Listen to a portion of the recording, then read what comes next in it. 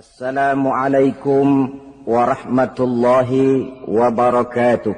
Waalaikumsalam warahmatullahi wabarakatuh. Ada sebuah cerita pendek. Seorang pengendara sepeda motor ditangkap oleh Pak Polisi, lalu diperiksa. Ini motor siapa?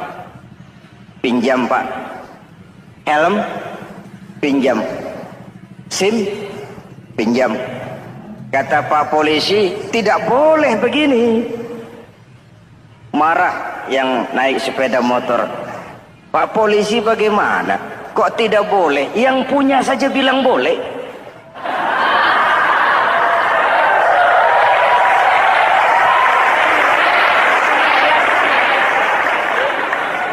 Cerita ini memberikan gambaran bagaimana masyarakat kita sekarang cenderung memboleh-bolehkan diri sendiri, melahirkan permissive society. Masyarakat serba boleh dengan ukuran sakarepe dewe. Itu sebabnya agama diturunkan. Dalam contoh yang indah, Rasul memberikan gambaran bahwa Islam ini bagaikan sebuah bangunan yang komponen pokoknya 5. Bunyal Islamu ala khamsin. Islam dibangun di atas 5 komponen pokok. Jadi kalau Islam ini ibarat bangunan, unsur penunjang pokoknya itu 5. Mari kita analogkan Islam dengan bangunan. Kalau saudara akan membangun rumah, sebelum pasang tiang, pasang genteng, pasang jendela, apa yang lebih dulu dibangun? Fondasi. Kalau Islam ibarat bangunan, fondasinya adalah syahadatu an la ilaha illallah wa anna muhammadar rasulullah. Ini fondasi. Jikalau kuat fondasi, aman bangunan. Jikalau rapuh fondasi, lentur dan luntur bangunan. Maka kuat atau tidak kuatnya bangunan Islam kita bergantung kepada keyakinan dasar tadi, fondasi. Saya bersaksi tidak ada Tuhan selain Allah, artinya saya tidak akan menyembah kecuali hanya kepada Allah. Orang yang benar fondasinya beres sujudnya. Kalau saya yakin tidak ada Tuhan selain Allah, saya tidak akan minta rezeki kecuali hanya kepada Allah. Orang yang benar fondasinya, giat bekerjanya, jauh dari tipu menipu, jauh dari renten, jauh dari riba, jauh dari korupsi, jauh dari judi. Keyakinan memberikan warna terhadap bentuk kepribadian. Kalau saya yakin tidak ada Tuhan selain Allah, saya tidak akan pernah takut kecuali hanya kepada Allah. Saya tidak akan melarikan persoalan kecuali hanya kepada Allah. Saya tidak akan menggantungkan hidup kecuali hanya kepada Allah. Saya tidak akan minta tolong kecuali hanya kepada Allah. Meresap ke dalam jiwa. Untuk keyakinan seperti ini, orang-orang tua kita dahulu berlinang air mata, bersimbah darah, bahkan berkorban nyawa, melaksanakan hijrah untuk mempertahankan keyakinan. Ini intan paling mahal dan ini mutiara paling berharga. Zaman boleh berubah, tapi pondasi tidak boleh goyah. Masa boleh berganti, tapi pondasi jangan sampai mati. Karena iman kita hidup, untuk iman kita berjuang, dan dalam iman kita ingin kembali menghadap Allah Subhanahu. Masih ingat cerita tentang Bilal? Masih? Mengulang kaji saja. Bilal itu budak sahaya. Ketika masuk Islam, dipanggil oleh majikannya. Bilal, iya bos. Saya dengar kamu masuk Islam ya? Iya bos. Kok berani-beraninya kamu masuk Islam? Memangnya kamu budak siapa Bilal? Ya budak bos. Bos. Kamu kerja sama siapa? Sama bos. Bos. Yang gaji kamu siapa? Ya bos. Nah, kamu kan ngerti Bilal. Kamu budak saya, kamu kerja dengan saya, yang gaji kamu saya, yang beri makan saya. Kenapa? Kok beraninya masuk Islam padahal kamu belum saya kasih izin? Bos, bos boleh beli badan saya, tapi jangan mimpi bisa membeli jiwa saya.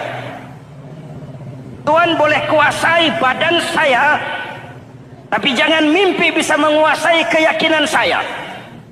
Saya memang benar Tuhan yang gaji, tapi kan saya digaji, saya kerja.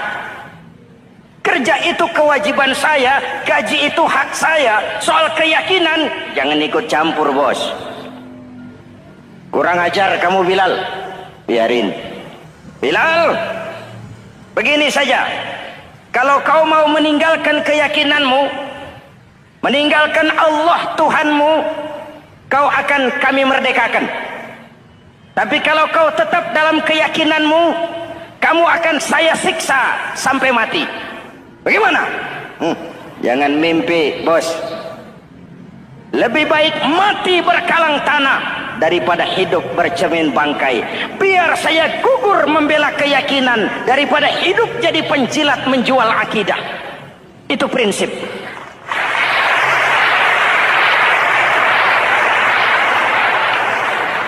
Gendeng kamu. Ayo, siksa. Tangannya diikat, dihimpit dengan batu berat, dijemur dengan terik matahari padang pasir, terkelupas kulitnya, mengalir darah dari sekujur badannya, pecah bibirnya. Ayo Bilal, tetap bertuhan Allah dan kau akan mati di sini, atau kembali ke agama lama, kau jadi merdeka. Dari bibir yang pecah itu cuma keluar Allahu Ahad. Bilal budak badannya, merdeka jiwanya, maka namanya ditulis dengan tinta emas dalam sejarah. Kita zaman sekarang merdeka badan kita, tapi sering budak mental dan jiwa kita, maka sejarah tidak pernah mau mencatat kita.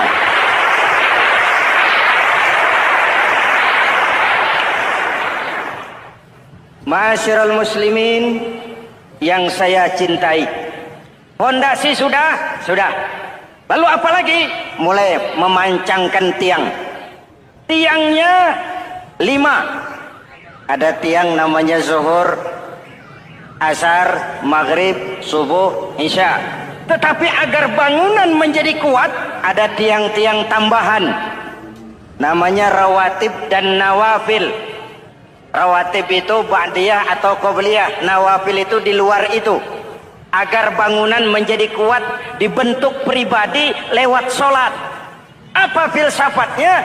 Pertama, sholat itu simbol penyerahan total kepada Allah. Kita ini sudah kontrak. Innallaha astara minal mu'minina anfusahum wa amwalahum bi anna lahumul jannah. Allah telah membeli dari orang-orang mukmin diri mereka, harta mereka, bagi mereka adalah surga. Penjual kita orang beriman, pembeli Allah, dagangannya amwal dan anfus, harganya adalah surga. Jelas? Penyerahan total itu dimulai dengan takbiratul ihram. Shalli fardal isya, Allahu akbar. Arahkan mata ke tempat kita sujud. Jangan lupa kalau sudah di atas, lupa dengan yang di bawah. Sudah jadi genteng, petatang peteteng di atas. Lalu bilang, merasa capek sendiri, kata genteng kepada tiang. Tiang, kamu sih enak, kata genteng. Saya setengah mati di atas. Kehujanan, kepanasan, kadang-kadang anak-anak nakal saya disambitin.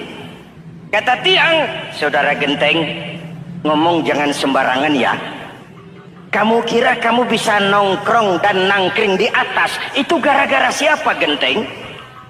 Kan saya yang sokong dari bawah. Kamu jadi pejabat tinggi, jadi anggota ini, anggota itu. Kami rakyat yang angkat, jangan sudah di atas kami ditekan. jangan agama dijadikan topeng untuk kepentingan pribadi. Berpolitik untuk kepentingan agama, ayo, tapi menjual agama untuk kepentingan politik, itu yang merusak agama.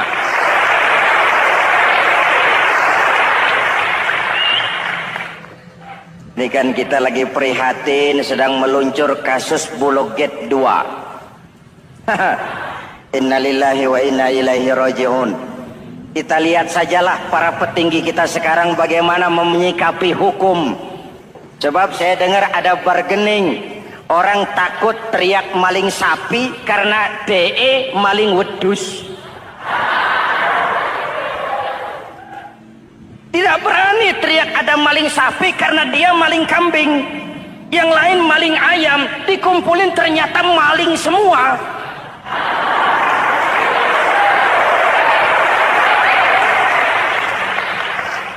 Hadirin yang saya hormati, ini melukai rasa keadilan. Oleh karena itu sholat mengajarkan kepada kita, dalam posisi berdiri, lihat tempat sujudmu. Jangan menteleng terus ke atas, lalu lupa dari mana kita berangkat. Itulah maknanya tawadhu, rendah hati, tidak melonjak angku dan sombong. Ada sebuah hadis Rasulullah bersabda, "Idza aradallahu biqaumin khairan." Apabila Allah menginginkan kebaikan kepada satu bangsa, apabila Allah menginginkan kebaikan kepada satu kelompok rakyat, walla alaihim khulama'uhum, maka yang naik jadi pemimpin adalah orang-orang yang santun, orang-orang yang lemah lembut, bukan orang yang menggunakan kekerasan dan tiran.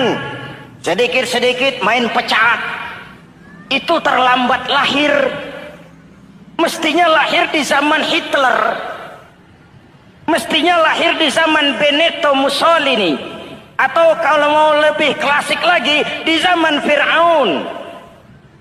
Kalau Allah menginginkan kebaikan kepada satu masyarakat, satu bangsa, satu negara, naiklah orang-orang yang santun, yang ngayomi, yang menjadi solusi dan jalan keluar untuk kepentingan rakyatnya, mampu memberikan keteladanan. Saya tertarik dengan pidato Presiden Cina pada saat dilantik.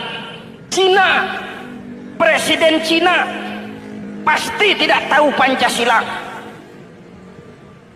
pasti tidak kenal Islam, tapi pidato pelantikannya, berikan saya 100 peti mati, yang 99 akan saya pakai buat koruptor, yang satu akan saya pakai sendiri kalau kamu lihat saya tidak benar.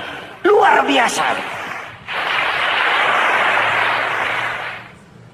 Yang diperlukan sekarang ini keteladanan, khulama'uhum, sikap ngayomi, mencari jalan keluar, bukan memamerkan kekuasaan, memamerkan kekuatan, arogansi, menghormati perbedaan. Itu ciri demokrasi. Lalu wa qada bainahum ulama'uhum, yang memutuskan hukum adalah pakarnya, ulamanya, mengambil keputusan secara profesional sehingga rakyat beroleh apa yang namanya kepastian hukum, merasa hidup terlindungi, aman dan nyaman. Lalu yang ketiga, wa ja'alal mala fi askhiyaihim, peredaran harta, pergerakan ekonomi berada di tangan orang-orang yang pemurah, yang tidak mau kaya sendiri, tidak mau senyum di atas penderitaan orang lain, menari di atas bangkai saudaranya. Hadirin yang saya hormati, ini cirinya. Tapi sebaliknya kata Nabi, wa idza aradallahu biqaumin syarran, apabila Allah menghendaki kejelekan, keburukan bagi satu bangsa, walla alaihim sufaha'uhum, Yang naik jadi pemimpin orang-orang durjana, orang-orang kurang ajar, tapi dipoles dengan topeng yang bagus. Ini musim topeng. Musim apa? Topeng. Topeng itu apa perlunya? Menyembunyikan wajah asli. Sekarang ini Dracula berwajah Arjuna. Ini musim topeng. Kita rakyat harus hati-hati dan punya filter, mampu memilah dan memilih. Walla alaihim sufaha'uhum wa qada bainahum juhaluhum. Yang memutuskan hukum, yang mengambil keputusan orang-orang bodoh. Wa ja'alal mala fi bukhalaihim. Peredaran harta, peredaran ekonomi jatuh di tangan orang-orang yang bakhil, yang tidak punya konsep menciptakan kemakmuran yang merata bagi seluruh rakyat Indonesia.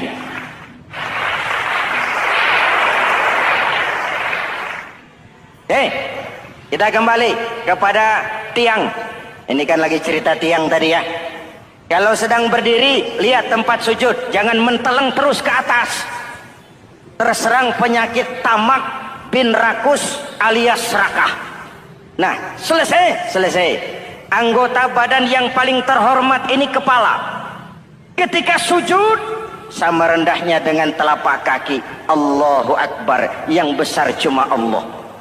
Apa bedanya saya dengan saudara? Tidak ada, kecuali saya ngomong saudara dengerin. Kita sama-sama beribadah, sama-sama mencari nilai tambah di hadapan Allah. Apa saya lebih penting dari saudara? Belum tentu. Apa saya lebih hebat dari saudara? Belum tentu.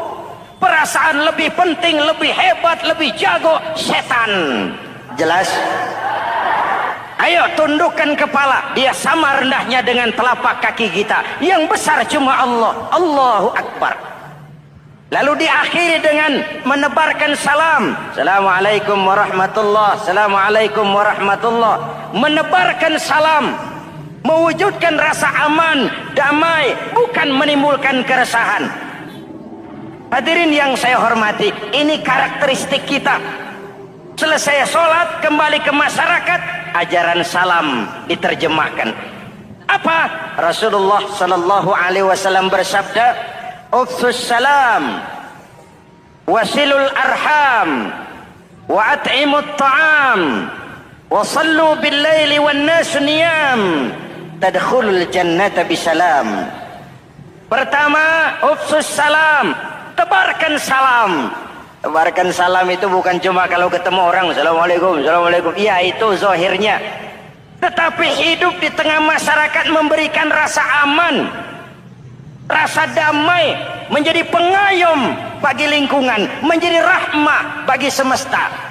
Dalam Islam jangankan manusia, binatang saja dilindungi kok. Betul? Betul? Coba kalau belajar istinja itu kan makruh buang air kecil di tanah yang berlubang. Kenapa? Pertama, melindungi binatang yang ada dalam lubang. Siapa tahu di lubang yang saudara kencingi ada semut sedang rapat membahas Bologet jilid 2. Apa dosanya lalu mati dikencingi? Ini namanya rahmatan lis semut. Binatang saja dilindungi.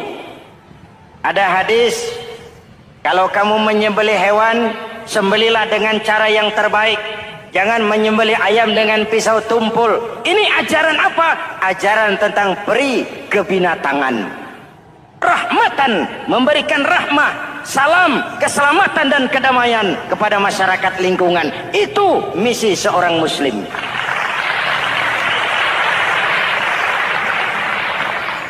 Hadirin, hadirat, ma'asyiral muslimin yang saya cintai.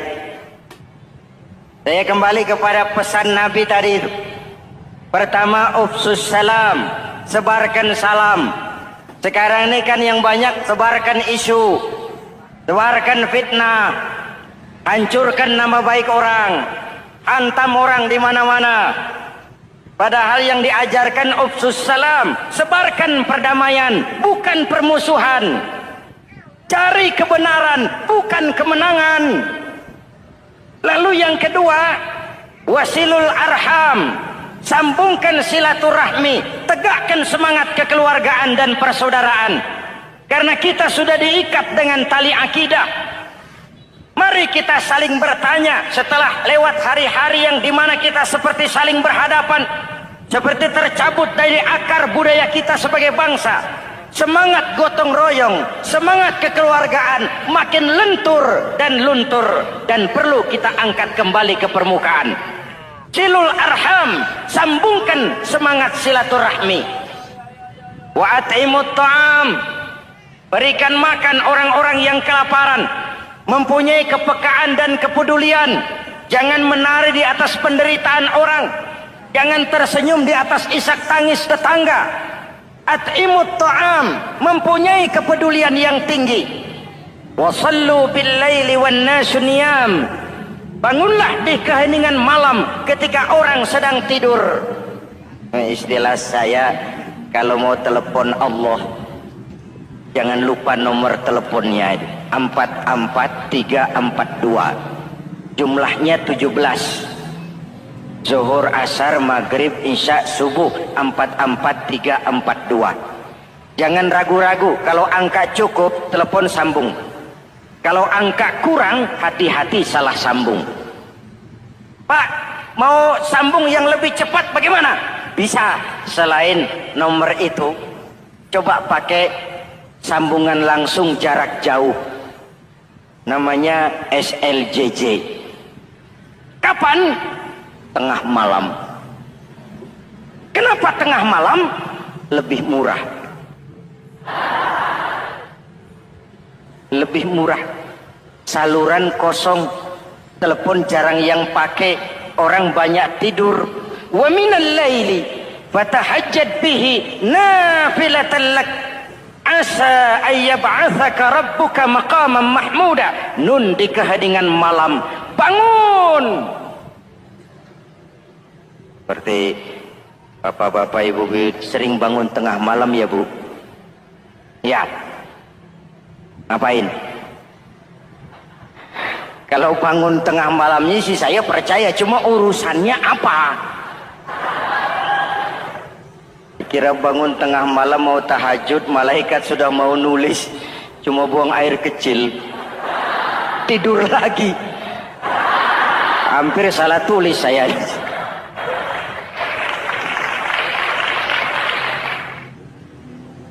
Baik, fondasi sudah Pak, tiang siap.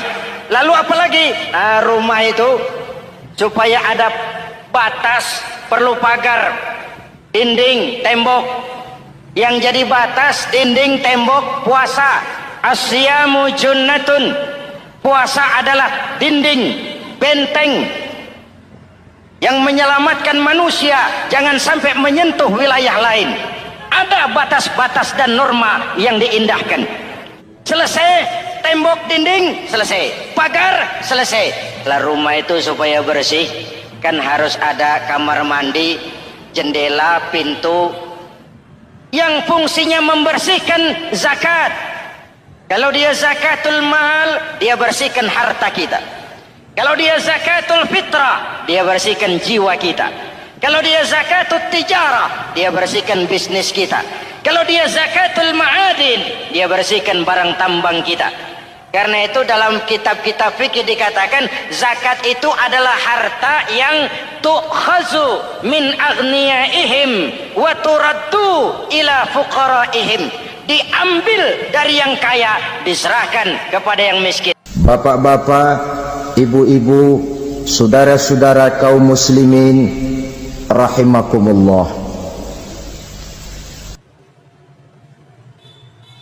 Di dalam kehidupan kita sebagai seorang muslim, minimal 5 kali dalam sehari semalam kita mendengar seruan untuk mendirikan solat yang disebut azan.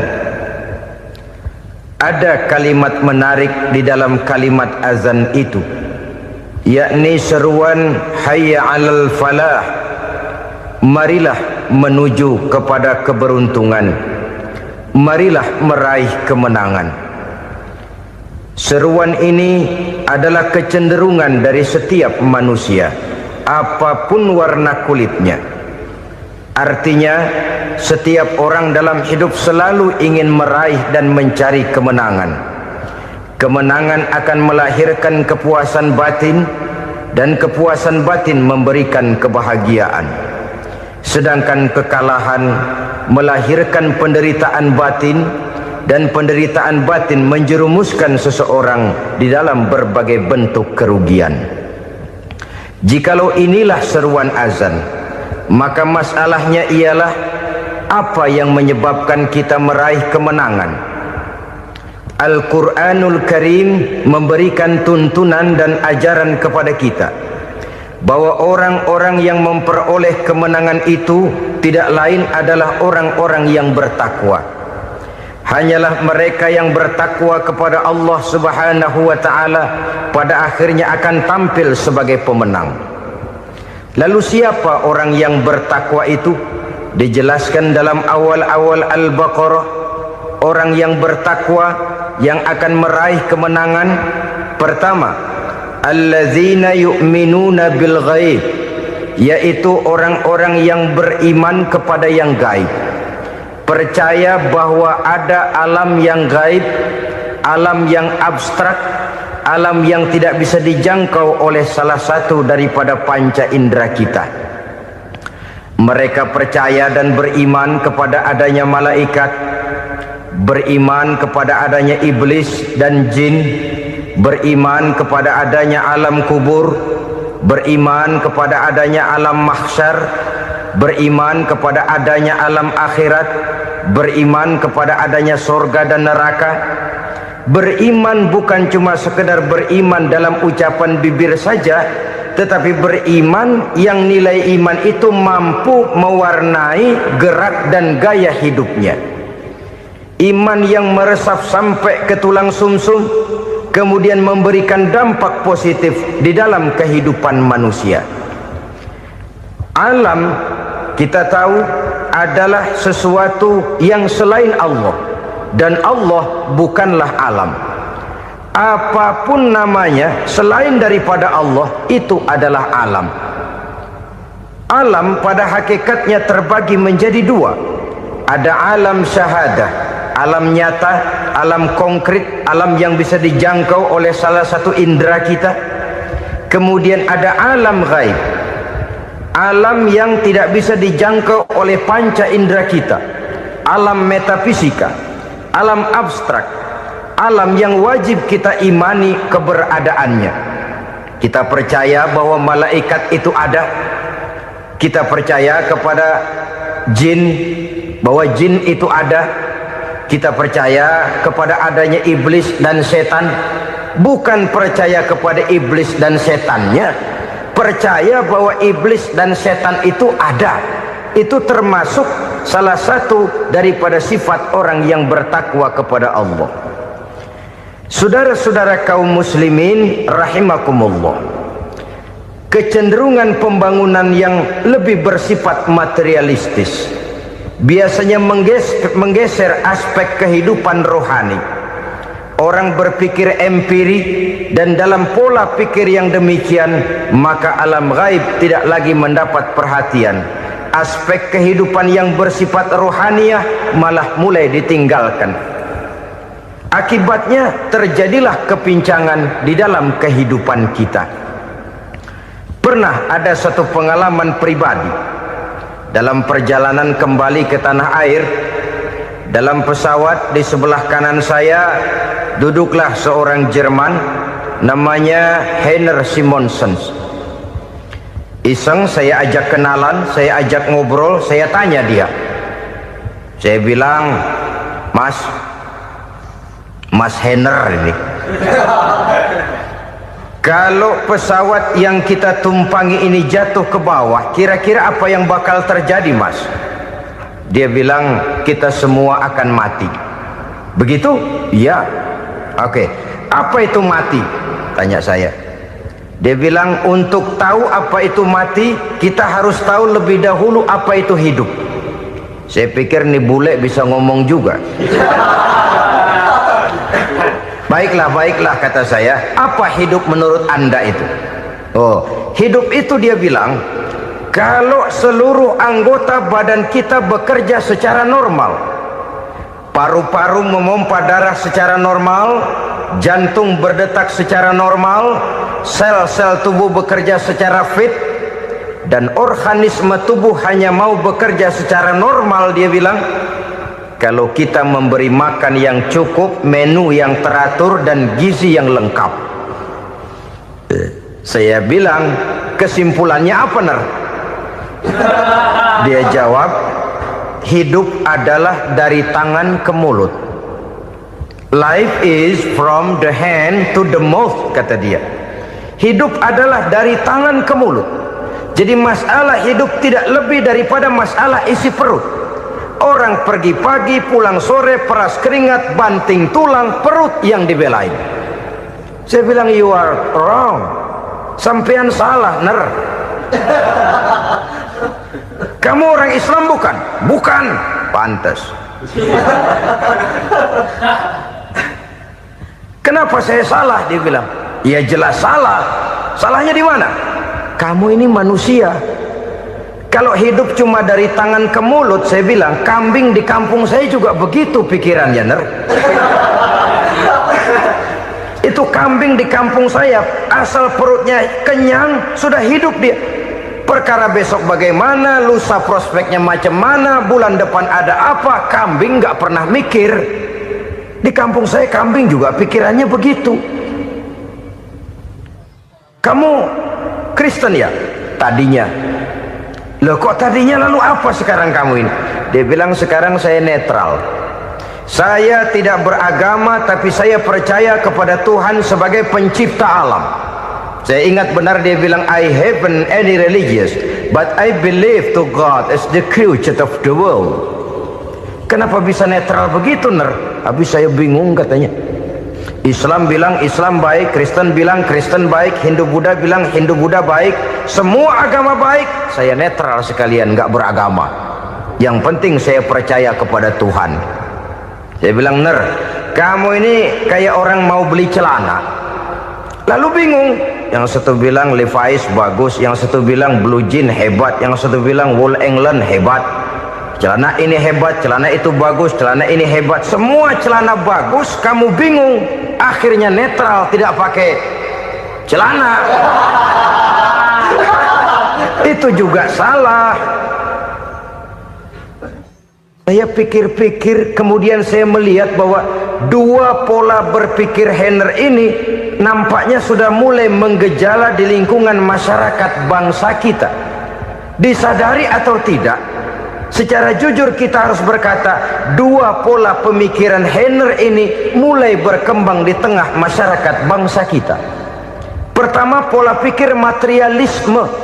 Hidup adalah dari tangan ke mulut. Masalah hidup tidak lebih masalah isi perut. Itu yang perlu dibela, dan disitulah arti kehidupan. Pergi pagi, pulang sore, peras keringat, banting tulang untuk mempertahankan perut. Kalau sudah kemari cara orang berpikir, maka buat apa percaya kepada yang gaib? Untuk apa sholat? Untuk apa puasa? Untuk apa zakat? Untuk apa menghadiri majelis taklim? Tanpa kepercayaan kepada yang gaib, hidup berjalan menurut alur empiris dan materialis. Kalau sudah ke sana cara orang berpikir, biasanya orang lalu cenderung menghalalkan segala cara. Hanyalah orang yang percaya bahwa akhirat ada, hanyalah orang yang percaya bahwa alam kubur itu ada, hanyalah orang yang percaya bahwa malaikat itu ada, hidupnya akan lebih terarah dan terkendali. Karena kepercayaan kepada yang gaib, yang merupakan fase daripada kehidupan setelah hidup yang sekarang ini, mewarnai gerak pribadi seseorang di dalam dia melakukan kegiatan hidupnya. Pola berpikir materialisme, disadari atau tidak, mulai menggejala di lingkungan masyarakat bangsa kita. Hidup tidak lebih dari urusan tangan ke mulut, mulut ke tangan, tangan ke mulut. asal perut sudah kenyang, hiduplah sudah.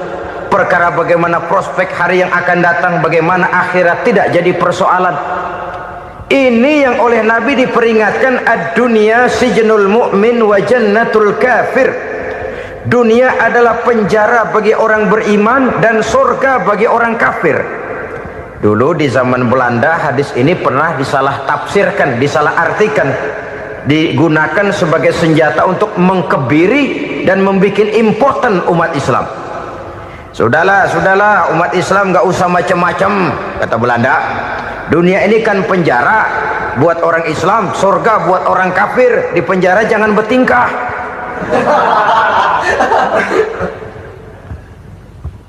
Pengertiannya tidak begitu.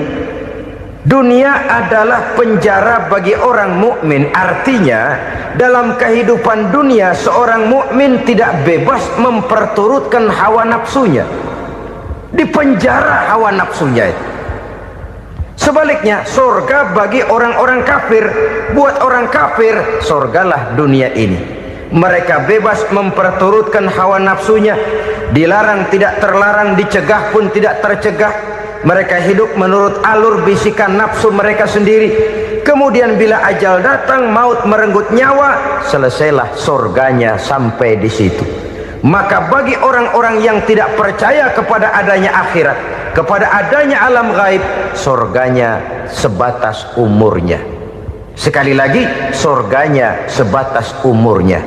Bila umur selesai, ajal pun datang merenggut nyawa, selesailah sudah surganya sampai di situ. Alangkah pendeknya perjalanan orang-orang yang tidak percaya kepada alam gaib ini. Bagi kita mukmin, jikalau kita mampu memenjarakan hawa nafsu, kita bisa bahagia di dunia ini. Dan Islam memang tidak menyuruh kita sengsara di dunia. Raih dunia, kejar dunia, gapai dunia sebagai alat untuk mencapai kebahagiaan di akhirat nanti. Hidup adalah satu perjalanan panjang yang terbentang sejak kita terlahir dari alam rahim sampai kepada alam akhirat nanti. Andai kata kita gagal meraih kebahagiaan di dunia, toh kita masih punya akhirat. Tapi jangan jadi dalil yang melemahkan semangat. Biarin dah kita di dunia kebelangsak, yang penting akhirat. Akhirnya dunia benar-benar kebelangsak. Bagaimana dunia ini bisa kita raih, dan bagaimana meraih dunia untuk menunjang kepentingan akhirat nanti. Yang kedua, dari pikiran Heiner yang saya lihat menggejala di lingkungan masyarakat bangsa kita, timbulnya manusia-manusia netral. Seolah-olah Tuhan yes, agama no. Sama Tuhan percaya, agama ogah. Tuhan ngangguk, giliran agama godeng. Padahal hampir dalam setiap ayat dalam Quran, kata-kata amanu biasanya bergandeng dengan wa amilus sholihat. Iman dan amal soleh. Ini sebagai isyarat Tuhan dan agama jangan pernah dipisah-pisah. Apabila kita bertuhan, maka kita harus beragama. Apabila kita beragama, maka agama itu harus bersumberkan dari Tuhan yang kita imani itu. Tidak mungkin kita pisah, Tuhan yes, agama no. Sama Tuhan percaya tapi agama bikin sendiri. Sembayangnya cukup bengong 2 jam madep ngulon.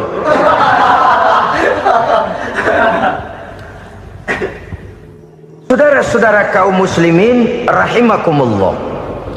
Jadi dengan demikian, agama yang kita akui merupakan unsur mutlak di dalam pembangunan sekarang ini, merupakan bagian dari kehidupan yang menuntun kita bahwa di balik alam nyata ini, di balik alam syahadah ini ada alam gaib. Dan mudabbir, murabbi, yang mengatur, yang menguasai, yang memelihara baik dia alam nyata, baik dia alam gaib, tidak lain adalah Allah Subhanahu wa ta'ala. Di sana ada satu super power, satu maha kekuatan yang kita perlu bersandar kepadanya. Sebagai makhluk nyata yang hidup di alam nyata, berbuatlah secara nyata sebagaimana harusnya kita berbuat. Karena Islam jelas bukan agamanya orang pemalas. Islam jelas bukan agamanya orang yang mengajarkan setelah selesai sholat boleh duduk, nggelenggem ayam-ayam, ndelohom. menghitung bintang di langit sambil menunggu keajaiban? Tidak. Islam adalah agama yang mengajarkan apabila sholat sudah selesai kamu kerjakan, bertebaranlah di permukaan bumi, cari karunia Tuhanmu. Jangan hidup berpangku tangan menunggu keajaiban, karena hidup bukan undian. Jangan berharap untung besar tanpa mau peras keringat. Tapi di sebalik itu toh kita juga harus yakin bahwa di sisi usaha nyata yang kita lakukan ada satu super power, satu maha kekuatan gaib yang menentukan berhasil dan tidaknya usaha kita. Kepercayaan kepada hal semacam inilah yang mendorong kita untuk mempunyai sandaran vertikal, agar jikalau usaha ini berhasil, kita tidak lupa diri dan lupa daratan. Jikalau usaha ini gagal, kita tidak putus asa dan buruk sangka, tidak cupik pandangan dan sempit hati, tapi mampu melihat persoalan dengan kacamata putih sambil husnuzon kepada Allah Subhanahu wa ta'ala. Kita percaya malaikat itu ada yang namanya Raqib dan Atid, mengawasi gerak hidup kita sampai kepada gerak hati kita. Ini memberikan sugesti agar kita berhati-hati, tidak sejengkal tanah pun kita bisa berlindung dari pengawasan Raqib dan Atid. Ada Munkar Nakir yang akan menyoal kita di alam kubur. Ada malaikat Malik, penjaga neraka. Ada malaikat Ridwan yang menjaga surga. Kita percaya kepada adanya jin, kita percaya kepada adanya setan, iblis. Percaya kepada adanya, bukan mempercayai si setan, si iblis lalu menjadikannya sebagai teman. Tidak. Percaya bahwa mereka itu ada dan merupakan makhluk Allah yang gaib yang diciptakan Allah Azza wa Jalla. Kepercayaan kepada alam gaib memberikan motivasi terhadap gerak lahir manusia, sehingga dengan motivasi kepercayaan kepada yang gaib, gerak lahir jadi lebih terarah, jadi lebih terpelihara. Pernah seseorang bertanya, "Pak, apakah adanya akhirat bisa dibuktikan secara ilmiah?" Saya bilang tidak bisa, tidak bisa. Kenapa? Karena yang berangkat nggak pernah pulang kembali lagi. Kalau dia pulang kemari bisa kita tanya bagaimana enak di sono. Cuma secara moral saya katakan, lebih beruntung orang yang percaya kepada akhirat daripada yang tidak. Sekarang saudara percaya akhirat ada, lalu saudara baik-baik di dunia, sholat, puasa, zakat, menolong orang lain, menebarkan kebajikan. Saudara mati, andai kata akhirat tidak ada, toh dalam hidup saudara sudah berbuat baik, paling tidak nama saudara akan dikenang sebagai orang baik.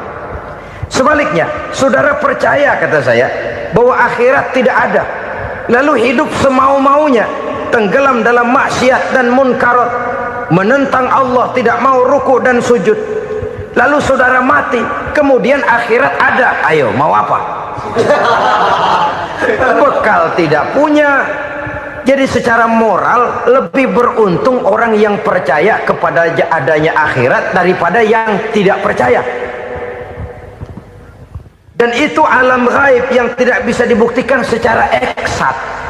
Jangankan untuk membuktikan seperti itu, dalam kehidupan sehari-hari saja yang kita rasakan tidak selalu berbentuk toh. Angin, bagaimana sih bentuknya angin? Kita tidak tahu. Merah, buktinya kalau dikerok merah. Yang merah itu kulit, yang kulit kita bukan anginnya. Sakit, rasa sakit itu ada, tapi bagaimana bentuk sakit kita nggak pernah tahu. Kalau kita makan cabai pedas, bagaimana bentuk pedas itu tidak ada, tapi rasa ada. Bentuk pedas hijau, cabenya bukan pedasnya. Tidak semua yang kita rasakan bisa kita gambarkan dalam bentuk yang konkret. Oleh karena itu, sekali lagi bahwa kepercayaan kepada alam yang gaib mampu memberikan satu sugesti yang menata kehidupan seseorang lebih lurus, lebih terarah, dan lebih terkendali. Maka wajar kalau kepercayaan kepada yang gaib mengantarkan seseorang untuk meraih kemenangan. Kenapa? Dia percaya kepada yang gaib, bahwa akhirat ada, bahwa alam kubur ada, bahwa pertanggungan jawab itu ada. Maka dia lalu tidak hidup saenae udele dewe gitu loh. Tidak hidup menurut seleranya sendiri, terarah, teratur. Ini cirinya yang pertama. Orang bertakwa yang akan meraih kemenangan, mereka beriman, mereka percaya kepada yang gaib. Bahkan hal-hal konkret saja selalu berangkat dari yang gaib. Saudara-saudara, para remaja, para pemuda sekarang ini tidak pernah tahu toh siapa yang akan jadi teman hidup saudara. Kita bisa saja ngerancang, mentargetkan, tapi toh akhirnya yang namanya jodoh bukan kekuasaan kita. Rezeki di luar kemampuan kita. Begitu juga ajal, maut, jodoh, ajal adalah contoh-contoh konkret bahwa pada akhirnya yang gaiblah yang menentukan. Bertahun-tahun ngelancong, emang jodoh seret nggak jadi.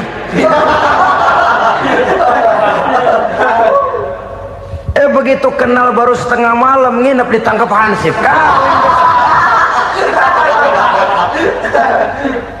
Hal-hal semacam itu kadang-kadang kita berpikir suuzon, gilet, perempuannya cakep banget, lakinya rebek amat. Memang begitulah jodohnya. Memang begitulah jodohnya. Saudara hadirin ma'asyiral muslimin yang saya hormati, jadi hal-hal yang konkret saja kita yakini sepenuhnya ditentukan oleh satu superpower yang gaib itu tadi. Dari sanalah segala ketentuan itu berangkat dan kesanalah segalanya akan kembali. Maka kepercayaan kepada yang gaib meluruskan gerak hidup seseorang dan itu akan mengantarkan dia kepada meraih kemenangan. Satu. Yang kedua, wa yuqimuna shalah. Orang bertakwa yang akan meraih kemenangan itu adalah orang-orang yang mendirikan sholat. Kenapa sholat mengantarkan orang untuk meraih kemenangan? Yang jelas, inna sholata tanha anil fahsya'i wal munkar.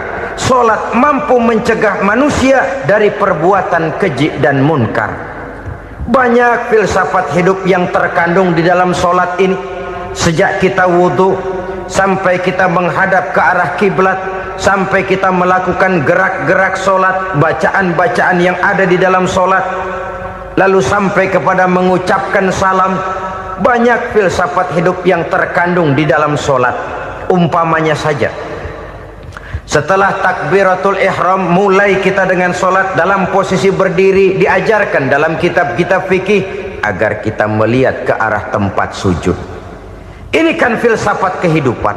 Kalau kamu sholat dalam posisi berdiri, lihat tempat sujud.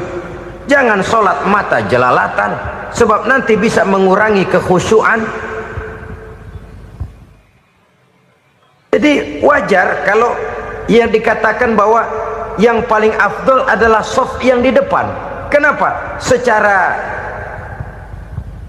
harfiah pengertiannya akan lebih mengundang kekhusyuan. Kenapa? Kalau kita di shaf paling depan di masjid umpamanya paling banter kita lihat tembok. Tapi kalau kita shaf di tengah atau di belakang, orang-orang di depan kita pun akan kelihatan. Yang bajunya loreng, yang bajunya genggang, yang bajunya macam-macam. Kita lihat, kadang-kadang kita pikirin, ada yang bajunya bolong.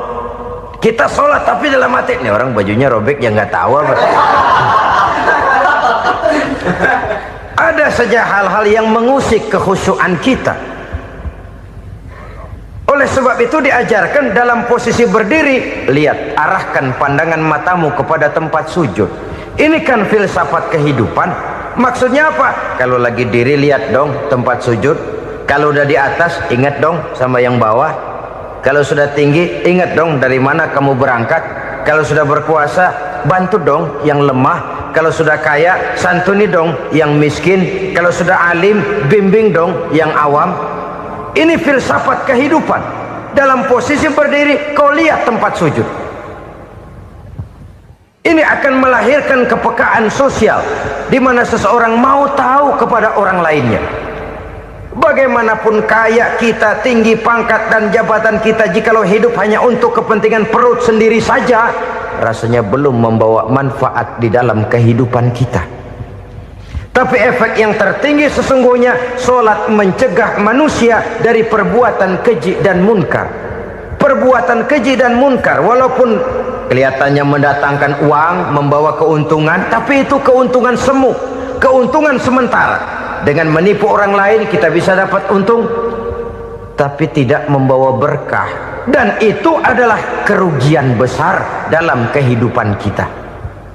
Maka untuk meraih kemenangan harus dimulai dengan membentuk kepribadian yang tegar, memiliki sandaran vertikal yang langsung kepada Allah Subhanahu wa ta'ala, dan itu hanya bisa kita tempuh melalui jalur ibadah formal yang sudah ditentukan Allah, yakni solat yang 5 waktu.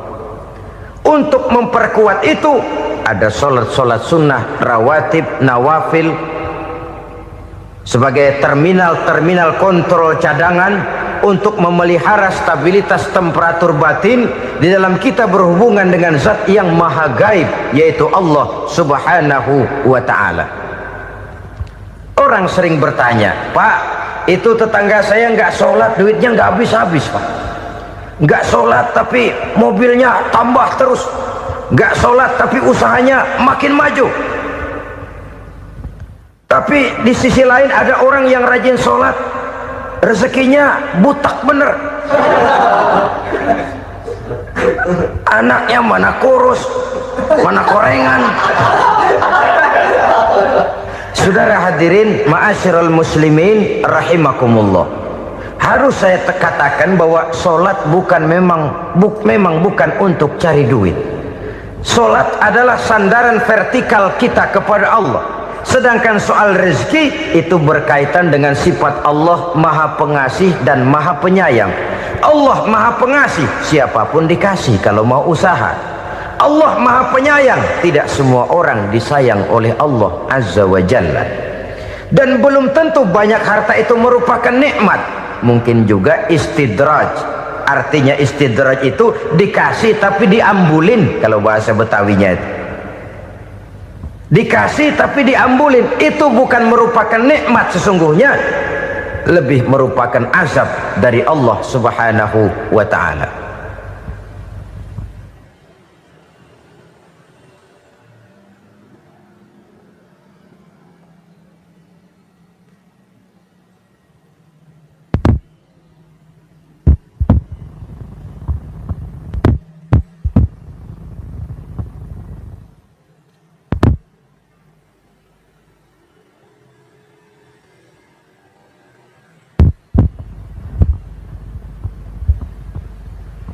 Agama mempunyai sistem solat, dan kita umat Islam telah dituntun oleh Allah Subhanahu wa ta'ala yang wajibnya 5 kali dalam sehari semalam mendirikan solat, dan itu tentu berada dalam jangkauan kemampuan manusia.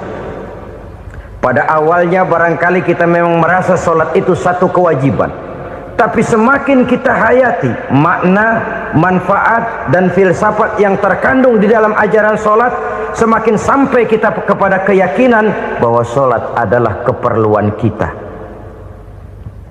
Sehingga pada waktu tertentu dinilai puncaknya, kita tidak lagi akan berkata saya wajib solat, tapi kita akan berkata saya perlu solat. Kalau kita sudah merasakan itu adalah keperluan kita, nah di sanalah kita baru akan merasakan ruginya kalau hal itu tidak kita laksanakan. Sepanjang kita masih berkata saya wajib sholat, kita akan lebih merasakan dia sebagai beban ketimbang sebagai keperluan. Yang jelas Allah tidak memerlukan ibadah yang kita laksanakan ini. Dengan kata lain, andai kata satu dunia penuh ini orang tidak ada yang sholat satu pun, Allah tidak akan turun dari jabatan Tuhan. Jangan lalu berpikir kalau kita ngambek se-RW kagak sembahyang Tuhan tekor kali ini ya. Tentu tidak. Itu perlunya kita, bukan perlunya Allah.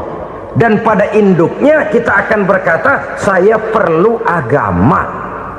Kalau secara induk kita sudah memerlukan agama, maka konsep-konsep yang ada di dalam ajaran agama itu pun adalah juga merupakan keperluan kita. Baik dia bernama sholat, baik dia bernama puasa, baik dia bernama zakat, baik dia bernama haji, seluruhnya adalah keperluan kita. Dan sesuatu yang kita perlukan apabila tidak kita laksanakan akan melahirkan kerugian di dalam kehidupan.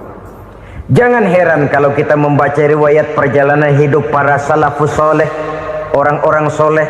Ada yang tahajud sampai 100 rakaat, ada yang sholat malam kakinya sampai bengkak. Kita sekalinya bengkak biri-biri. Ada yang sholat membaca surah dalam Al-Quran sampai khotam Quran. Kok mau? Mereka sudah merasakan itu keperluan. Itu saja soalnya. Satu saat pun jikalau kita merasa bahwa itu keperluan saya, kita pun akan melaksanakan seperti itu.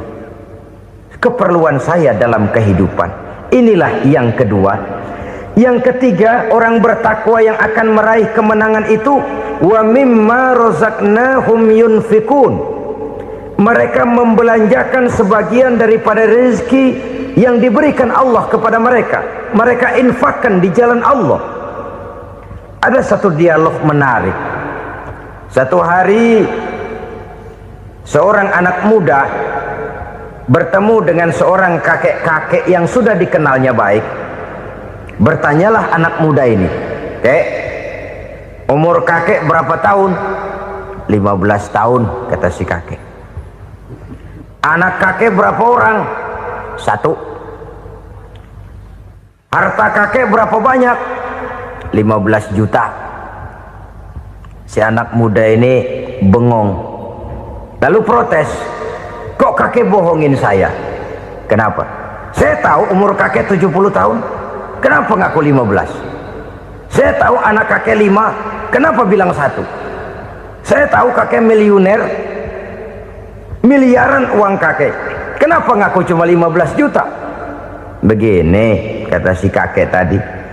Benar, umur saya 70 tahun.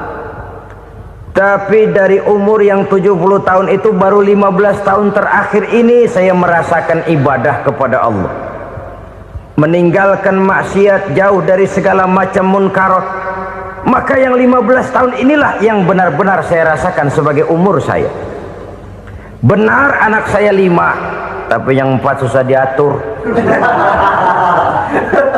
Cuman 1 rasanya nih yang bakal jadi si buah hati belahan jantung berlanjut cerita penerus sejarah.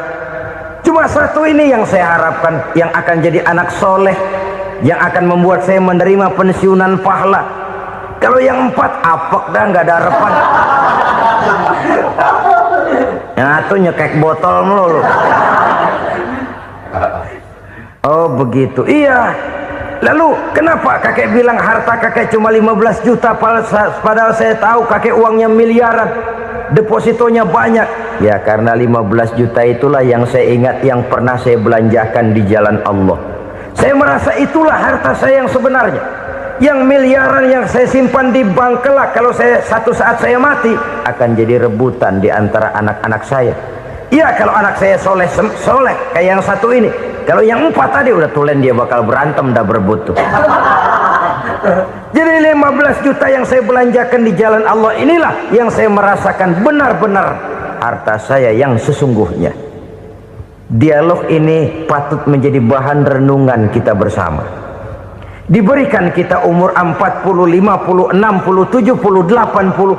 Berapa tahun dari umur yang diberikan itu yang jalan mulus, yang kita gunakan untuk melaksanakan ibadah?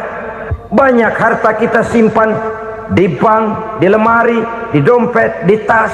Tapi berapa yang sudah kita depositokan di jalan Allah yang akan menemani kita di hari kita kembali nanti? Maka orang bertakwa yang akan meraih kemenangan, wa mimma razaqnahum yunfikun, mereka membelanjakan sebagian dari rezeki yang diberikan Allah di jalan Allah subhanahu wa ta'ala. Ma'asyiral muslimin rahimakumullah, zahirnya memang kita memberikan kepada orang lain, tapi hakikatnya kita menyimpan untuk diri kita sendiri. Kita memberikan kepada yatim piatu 25.000, zahirnya kita memberikan si yatim, hakikatnya kan kita cuma nyimpan. Saya berikan, titip kepadamu, ini untuk saya di akhirat. Kau boleh belikan baju, kau boleh belikan untukmu makan, kau boleh bayarkan sekolahmu, ini untuk saya. Hakikatnya kita nyumbang masjid 1 juta, zahirnya kita berikan kepada panitia masjid, tapi hakikatnya kan cuma titip. Titip 1 juta ya, untuk saya di alam kubur nanti. Silahkan kau boleh belikan semen, ini uang, belikan besi, belikan pasir, saya cuma sekedar titip untuk kepentingan saya. Hakikatnya kita cuma sekedar menitip. Sebagaimanapun pada hakikatnya, apapun yang kita miliki dalam kehidupan kan cuma sekedar hak guna pakai, bukan hak milik mutlak. Harta kita, rumah kita, kendaraan kita, kebun kita, pabrik kita, hak guna pakai saja. Hak milik mutlak cuma untuk Allah Subhanahu wa ta'ala. Saudara-saudara kaum muslimin rahimakumullah, ini yang ketiga. Kemudian yang keempat, orang-orang bertakwa yang akan meraih kemenangan, allazina yu'minuna bima unzila ilaika, mereka yang beriman, mereka yang percaya kepada apa yang telah diturunkan kepadamu Muhammad, ay Al-Quran, yakni Al-Quranul Karim.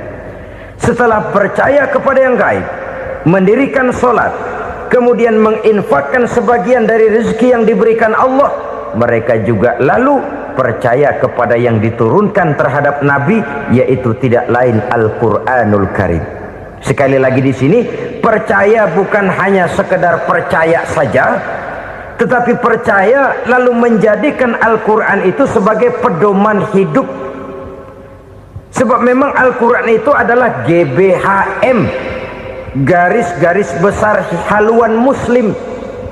Apa yang harus kita lakukan, apa yang harus tidak kita lakukan, bagaimana mestinya kita bertingkah laku dan berbuat, seluruhnya tercantum di dalam Al-Quranul Karim.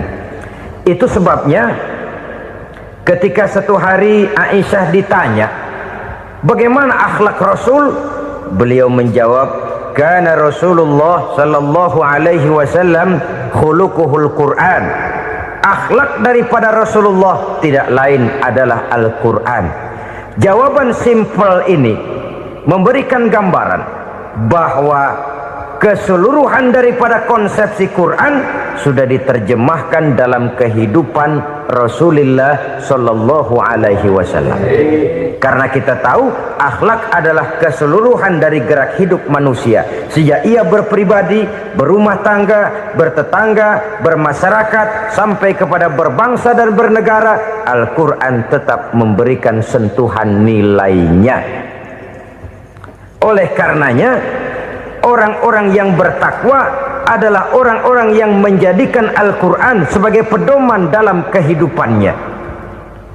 Dan kita yakini Al-Quran diturunkan kepada Nabi Muhammad bukan merupakan produk Nabi Muhammad. Isi dan redaksinya langsung dari Allah Subhanahu wa ta'ala. Kemudian cirinya yang kelima, orang bertakwa yang akan meraih kemenangan itu, wa ma unzila min qablika. Tidak hanya sekedar percaya kepada yang diturunkan terhadap Nabi Muhammad, yaitu Al-Quran, mereka juga percaya kepada apa yang pernah diturunkan kepada para nabi, kepada para rasul sebelum Nabi Muhammad.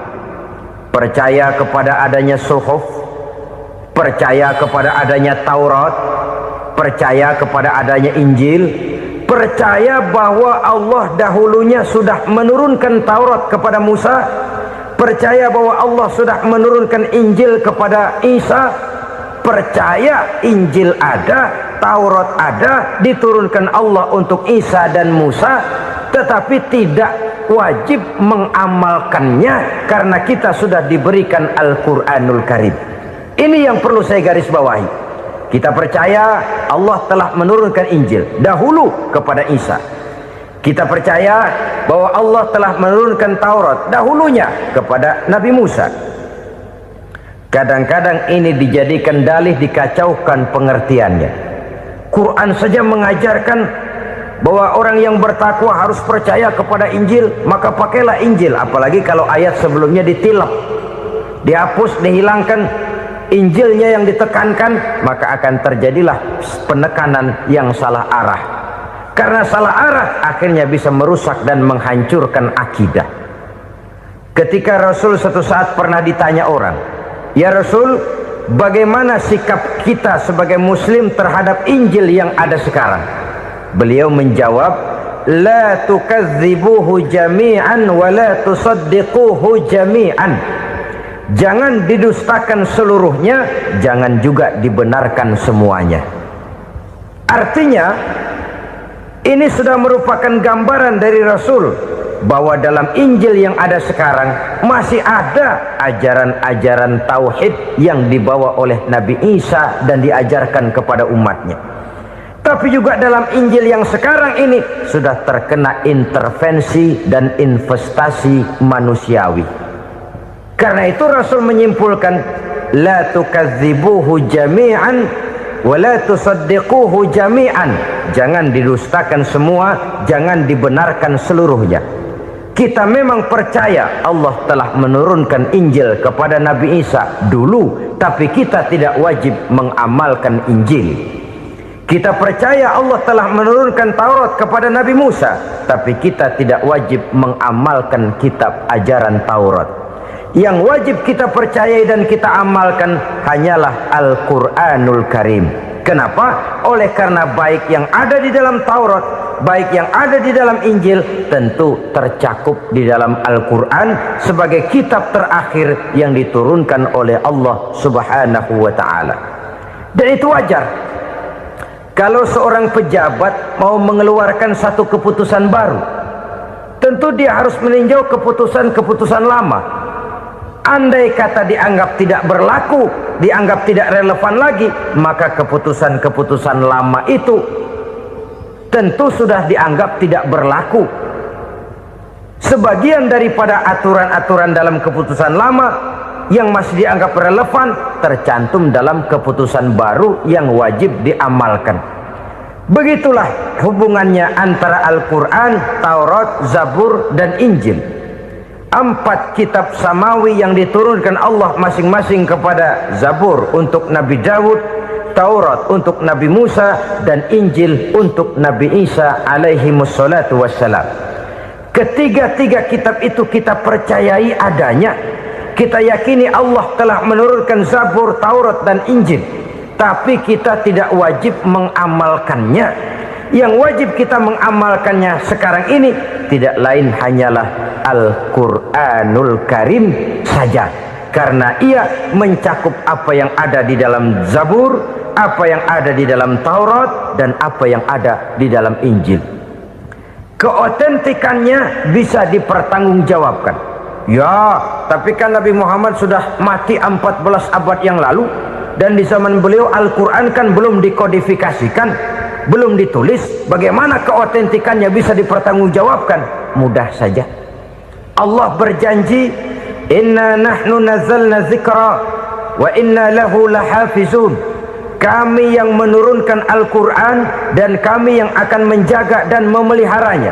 Allah turunkan Quran, Allah menjaganya. Bagaimana cara Allah menjaga Al-Quran itu? Banyaknya orang-orang yang hafaz Al-Quran. Hafaz Al-Quran 30 juz, 114 surah, 6.666 ayat. Sehingga jangankan satu kata, jangankan satu ayat, satu kalimat saja berubah sudah akan timbul reaksi dan mudah dimengerti. Kenapa? Banyak orang-orang yang hafaz Al-Quran. Sedangkan pada setiap akhir tahun biasanya malaikat Jibril selalu mengadakan checking terhadap ayat-ayat yang diturunkan pada waktu itu. Di zaman Nabi sendiri sudah ada usaha kodifikasi. Dan yang lebih luar biasa lagi, sampai hari ini tidak seorang pun mampu membuat satu ayat saja semacam Al-Quran. Ke bahasa manapun dia diterjemahkan, naskah aslinya tetap ikut, rujukan dasarnya tetap ada. Berdasarkan itu, maka tidak mungkin terjadi penyelewengan terhadap atau pemalsuan terhadap ayat-ayat Al-Quranul Karim. Kesuciannya, keotentikannya, kemurniannya bisa dipertanggungjawabkan.